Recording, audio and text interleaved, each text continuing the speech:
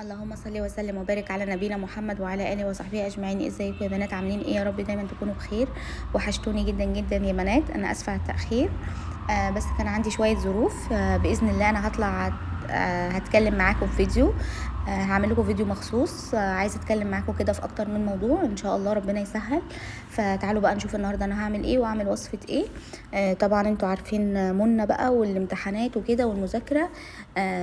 فبقى لها كل شويه تزن عليا من بعد عيد ميلادها: اعملي لي الوصفه دي، اعملي لي الوصفه دي. فقلت لها خلاص حاضر يا امان، انت ما جيتيش في جمل يعني، من عينيا. فجبت كده حله يا بنات وحطيت فيها معلقه زبده كبيره وشويه زيت ذره. انتوا عارفين ان انا بحب زيت الذره قوي، يعني ما بطبخش الا بيه. وهسيب السمنه بقى تسيح. ندي ايه صدمه للحمه. انا معايا نص كيلو لحمه. كنت غسلاه ومصفياه كويس. هنزل بقى بيه، عايزه اديله تشويحه كده في الزبده مع السمنه عشان اقول لكم احنا بنعمل ايه دلوقتي. طبعا الخطوه دي مهمه جدا جدا جدا. اللحمه بحبها كده تكون محمره. انا مش هسلق انا مش بشوح اللحمه يا بنات عشان هسلقها هطبخ، لا. شوفوا دلوقتي الوصفه دي هعمل بيها ايه. المهم نزلت بعود قرفه واتنين لومي وفصين حبهان وفصين مستكه برضو. ونشوحهم كده من على اللحمه، بيفرقوا جدا في الطعم. وكمان يا بنات هنزل بفلفل اسود حصى. وشوفوا المستكه اهو نزلتها. اهم حاجه كل الحاجات تكون يعني حبيبات كده مش جافه، يعني انتوا فاهميني. التوابل كلها حصى، بتفرق جدا ان انتوا تشوحوها مع اللحمه. تمام. بعد كده بقى شوفوا اللحمه. انا بفضل اشوح اللحمه يا بنات ان هي تكون كانك انت محمراها، كانها اتسلقت واتحمرت. بتبقى في الوصفه دي خيال، تكون كانها لحمه محمره كده مش مسلوقه. يعني ما تستعجلوش عليها. تمام كده. انا عامله اقلب وانا يا بنات خلاص كده، ان انا كل شويه بقلبها، ان انا مش سايبه الحله خالص عشان اللحمه ما تتحرقش، كلها تكون لون واحد. فهنا في الخطوه دي كنت ضربت بصلتين في الكبه. بصلتين متوسطين على نص كيلو اللحمه بتبقى حلوه قوي. بس ما تعملوش بصله واحده، اعملوا بصلتين عشان البصل بيديها تسكيره حلوه قوي قوي قوي، بيخلي الرز مسكر. تمام يا بنات. ومعايا فصين توم. انا عايزه اقول لكم، انا عايزه اكل شويه كبسه كويسين طعمهم حلو زي بتاعه المطاعم. فصين توم. وانا يعني الكبسه دي انا جربتها بكام طريقه، والطريقه دي عجبتني جدا جدا جدا. ومن اكتر من شيف من الكبار اللي بيشتغلوا في المطاعم. لما كنت مثلا تعجبني الطريقه كنت اسال، لو مثلا انا بتغدى في مطعم ولا حاجه كنت اساله يقول لي حاطين فصين توم. يعني حاجات شويه تريكات كده يا بنات، فاهمين.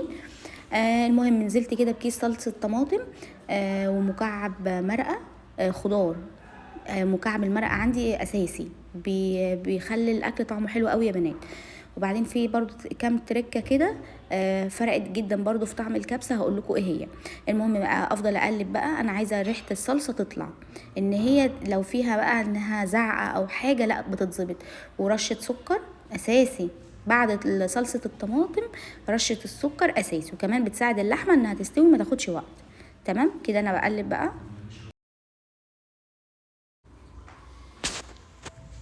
وخلاص يا بنات كده كنت انا حاطه كاتل الميه على النار عشان يغلي. لازم اهم حاجه ننزل بالميه مغليه. تمام. نزلت بالكاتل كده وهقلبها بقى، اديها تقليبه وبعد كده اقفل عليها وهوطي عليها النار. انا مش مستعجله عليها، انا عايزه اللحمه يكون طعمها حلو، وانتي عايزه اللحمه تكون طعمها حلو لازم توطي عليها النار، تسيبها تستوي براحتها. وهنا يا بنات انا كنت جايبه لفت عشان اخلله. قطعته وغسلته وجبته وحطيته على مصفى وبسيبه لمده ساعتين يتصفى ان هو ينزل الميه بتاعته كلها. وكمان غلفته باربع معالق ملح كبار، 4 معالق ملح حطيتهم على اللفت وغلفته بيها. وكنت حاطه الكاتل على النار بسيب الميه تغلي، واجيب طبق افضي فيه الميه واسيبه لما الميه تدفى. وبعد كده اقول لكم بقى احنا بنخلله ازاي. وده طريقه ماما بصراحه في اللفت حكايه يا بنات. يعني انا كده فضيت الكاتل الميه بعد ما غلت، هسيب بقى الميه تدفى خالص وارجع بقى نشوف احنا هنخلل اللفت ازاي. بصوا يا بنات، ادام في كبسه يبقى في سلطه الدقوس. ما ينفعش اكلها من غير السلطه دي، عندي اساسي اساسي اساسي، وهي اللي بتخليني اصلا اكل الكبسه، بتفتح نفسي على الاكل. عباره عن كزبره، طماطم، فلفل حامي، اهم حاجه الفلفل يكون حراق سبايسي يعني، وكام فص ثوم، والتوابل عباره عن ملح، كمون، كزبره، شطه، بابريكا مدخنه. البابريكا المدخنه بتديها طعم تحفه. هنا يا بنات كنت ضربت الطماطم مع الكزبره، تمام. الاول قلت اضربهم الاول، وانا ما بحبش الطماطم يعني ان هي اهريها، لا، سلطه الدقوس بتكون طعمها يعني مجروش شويه، تمام. خلاص دلوقتي هطلعهم على طبق واضرب بقى الفلفل مع الثوم مع الخل. حطيت كده معلقتين خل كبار مع الثوم والفلفل، واحط كمان بقى البابريكا المدخنه، واحط كمون. بابريكا مدخنه اساسي يا بنات، بتديها طعم ولون حكايه حكايه. معلش سوري ان الكاميرا كل شويه بتتهز، معلش عشان كنت بصور بايدي التانية. حطيت معلقه بابريكا كده كبيره، واحط كمون وكزبره، طبعا احنا حاطين كزبره خضراء، ومعلقه الخل كده توصي بيها يعني معلقتين كبار، ده بيديها طعم حلو قوي يا بنات. اهو نزلت بالكمون، يعني بصوا قولوا نص معلقه صغيره كده، تمام. واجيب بالكزبره برضو احطها بس كده، واضربهم يا بنات، وكلوا احلى سلطه الدقوس مع الكبسه، احلى سلطه ممكن تاكلوها، هي ما يتقدمش مع الكبسه غيرها يعني. بس وكده هضرب بقى المكونات كلها مع بعض كده يا بنات. بقى انا قلت افتح على الكبسه اشوف ايه الاخبار، عشان جه بقى وقت ان انا احط التوابل الجافه. طبعا انا كنت حاطه التوابل كلها اللي هي يعني حصى، حطيت القرنفل، وحطيت القرفه، وحطيت المستكه، وحطيت اللومي، وحطيت الحبهان، اللهم صل على النبي، وحطيت الفلفل الاسود حصى، تمام. فانا دلوقتي يا بنات الكبسه دي طلعت، عايزه تاكلي الكبسه تبقى طعمها مسكره، تجيب البهارات اللي هي الجاهزه دي، اللي هي بهارات الكبسه، رز الكبسه، الكيس عامل 5 جنيه او 10 جنيه متهيألي، تمام. طبعا انا كنت فاتحاه قبل كده، كنت عامله لجوزي منها، بصراحه عجبته جدا جدا جدا، يعني جوزي بالنسبه له بيقول لي انا عمري ما اكلت الكبسه دي من حد وعجبتني الا من ايدك. ربنا يخليهولي يا رب. بجد والله العظيم انا يعني الاكله دي انا مش بحب اعملها الا لجوزي، لان هو اكتر حاجه بيحبها. ربنا يخليك ليا يا حمودي، ما يحرمنيش منك، ويبعد عننا يا رب كل عين مؤذيه يا رب. المهم يا بنات هنا معايا مع نص معلقه كاري، ونص معلقه جنزبيل، وحطيت معلقتين من بهارات الكبسه اللي انا بقول لكم عنها دي، حلوه قوي، فيها توم باودر، فيها بصل باودر، فيها كاري، فيها كركم، تهيألي ما فيهاش كركم، فيها توم باودر، بصل باودر، فيها توابل الكبسه، وبتدي للكبسه طعم وريحه خيال. المهم هنا بقى كنت قدمت سلطه الدقوس، حطيتها في طبقين. وهنا يا بنات طلعت الرز ده جوزي جايبهولي من السعوديه، رز ابو كاس، رز نظيف جدا جدا جدا. وعايزه اقول لكم برده ان انا كنت جايبه رز معايا من المغرب ولسه عندي، بس انا قلت بقى افتح الرز دوت اعمل منه اجربه كده. بصراحه انا اول مره اجربه وعجبني جدا، وبرده الرز اللي جايباه من المغرب يا بنات حلوه قوي قوي قوي قوي قوي. فانا هنا بقى هعمل حوالي كوبايتين الرز البسمتي، قصادهم 4 كوبايات ميه يا بنات. والرز انا ما نقعتهوش ولا حاجه، تمام، انا حطيته على طول واستوى يعني. وهنا الرز غسلته وحطيته على الطبق، يعني يتصفى لمده دقيقه، بس انا مش عايزه احط الرز بميه في الحله، تمام. وهنزل بقى بيه في الحله دلوقتي يا بنات.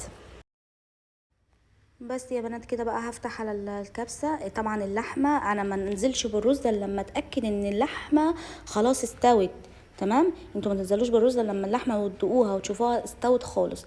نزلت بقى بالرز، وطبعا انا زي ما قلت لكم انا صفيته كويس، ان حطيته على مصفى وطبق ان هو ينزل الميه بتاعته كلها. هديله كده تقليبه، تمام، واغطي عليه واحط عليه الشياطه. وعايزه اقول لكم ان انا ممكن اسوي الرز ده بقى يعني في حد ذاته كده ساعه، اللي هو يطلع مفلفل ومستوي، مش ان انا اولع عليه النار عاليه. فلا، انا بحب الحاجه تاخد يعني وقتها في الاكل، ولما تاخد وقتها في السوا بيبقى طعمها حلو. والرز يا بنات يعني بصوا خلاص كده كانت استوت، وكان الرز استوى، واللحمه كانت دايبه دوب. شايفين هو الرز ولا ماسك في بعضه ولا مكلكع ولا اي حاجه، مفلفل وزي العسل. وطبعا شفتوا معلقتين الصلصه اللي انا حطيتهم ملهمش اي اثر، تمام، بس هي بتديها تسكيره للكبسه حكايه، تمام. خلاص بقى كده انا كنت بس بقلبه بس كويس، لان الكميه الرز زاد معايا قوي، فكنت بقلبه كويس. خلاص كده هقدمه بقى. حطيت اللحمه في النص زي ما انتم شايفينه بالشكل ده، وزودت بس شويه الخل على سلطه الدقوس، ده طعمها يا بنات زي العسل. طبعا في حته لحمه مستخبيه، طبعا انا هجيبها. ده اللحمه دلوقتي ب 300 جنيه. اقول لها انت رايحه فين؟ تعالي. ايوه كده طلعتها. وعايزه اقول لكم ما تفضلش ولا رزايه من والله من الكبسه دي، ما فيش حبايه دخلت الحله تاني. بالهنا والشفا طبعا لينا. ويا بنات كل اللي يشوف حاجه يقول بسم الله ما شاء الله ويصلي على النبي، ونتمنى لبعض الخير، علشان والله احنا بقينا في زمن صعب ويا رب كل حد بيتمنى اي حاجه لحد يشوفها سواء خير او شر. وطبعا الكلام ده رساله مني معينه لناس معينه، امال انتوا حبايب قلبي وما شفتش منكم اي حاجه وحشه، وربنا ما يجيب حاجه وحشه بينا يا رب. وكده يا بنات بقى اتغدينا، فقلت ايه اكمل بقى الغدا. فاعمل لي ايه بقى؟ كوبايه قهوه كده، فنجان قهوه يظبط لي دماغي، وهو اللي يخليني اكمل اليوم بتاعي. حطيت معلقه سكر دوبتها حلو، وحطيت ميه ساقعه. نجاح القهوه في الميه الساقعه زي ما قلت لكم. معلقتين بن كده، وفضلت اقلب اقلب اقلب يعني لحد ما البن داب. ما شفتلهوش ملامح في الكنكه اللي هي الكاتل بتاع القهوه ده، الجاز بتاع القهوه ده. بس بقى قلت اشرب فنجان القهوه عشان ايه ارجع اخلي الليفت معاكم. وطبعا غسلت المواعين، انا قلت لكم ما تفضلش كبسه، والله العظيم كانت زي العسل. كده يا بنات كنت شربت القهوه واتغديت وغسلت المواعين وخلصت كل اللي ورايا، فقلت بقى اقوم اخلي الليفت عشان ما يبصي. فضيت الميه اللي انا كنت غليها وسبتها تبرد تدفى في الشفشق الازاز دوت. تمام. طلعوا معايا 7 كوبايات ميه، كل ميه بتقابلها كوبايه ملح كبيره ممسوحه. تمام. يعني معيار بقى الكوبايه عندكم عامل ازاي، بس الكوبايه يعني قدامها معلقه ملح. تمام. وكمان بحط بابريكا، وبحط سكر. السكر بيساعد على القرمشه، بيدي ما بيبقاش اللفت اللي هو الطري ده، لا بيبقى مقرمش كده، بيبقى حلو قوي يا بنات. انا الطبق ده بالظبط كنت حاطه فيه 7 معالق، بس طلعوا يعني فيه شويه ملح زياده فما حطيتهمش الصراحه، حطيت 7 معالق ملح بالظبط. هجيب دلوقتي البابريكا، احط معلقه كبيره كده بابريكا حلوه، يعني معلقه كبيره. بصوا يا بنات بقى حطيت البابريكا. تمام. انا بتوصى بالبابريكا بصراحه، هو طعم ولون يعني حلوه جدا في اللفت. واحط بقى معلقه سكر كده كبيره عشان القرمشه، اساس السكر ده. ما تخليليش حاجه، كل المخللات لازم يتحط فيها سكر، بس بصراحه مش عارفه الليمون بيتحط فيه سكر ولا لا، مش عارفه، بس انا عارفه ان الخيار اللفت ده بيتحط فيه سكر عشان القرمشه. ومعلقه خل ايه بقى توصي. تمام اتوصي. وهقلب بقى ده كله في بعضه، وانزل بيه في البرطمان بتاع اللفت. وطبعا انا قلت لكم حطيت واحده بنجر بس في نص البرطمان. تمام. دلوقتي هنزل بقى بالميه. طبعا الميه جت يعني اللي هي ايه بالظبط. هنا يا بنات انا كنت فضيت نص الميه، فقلت ايه برضو ادوب المعلقه كده بالميه بالملح، عشان ايه يعني ما يكونش متكتل، انتوا فاهميني، ادوبه حلو. بس كده. واحط بقى اجيب كيس. هي الميه مش انا بقول لكم جت بالظبط. والبنجر انتوا طبعا هتشوفوا اللون بتاعه دلوقتي عمل ازاي. المهم هجيب كيس اللي انا كنت مقطعاه معاكم للبرجر ده الصغير على قد البرطمان. تمام. هغطي بيه البرطمان كويس. لازم اهم حاجه الكيس يا بنات عشان ما يدخلوش هوا. تمام. واهم حاجه برضو في عمايل اللفت ان انت لما تيجي تطلعي لفت طلعيه بمعلقه. تمام. ما تحطيش ايدك خالص في اي مخلل عشان ما يعملش ريم. تمام. غطيته كده بقى كويس. تمام. هقلبه بقى.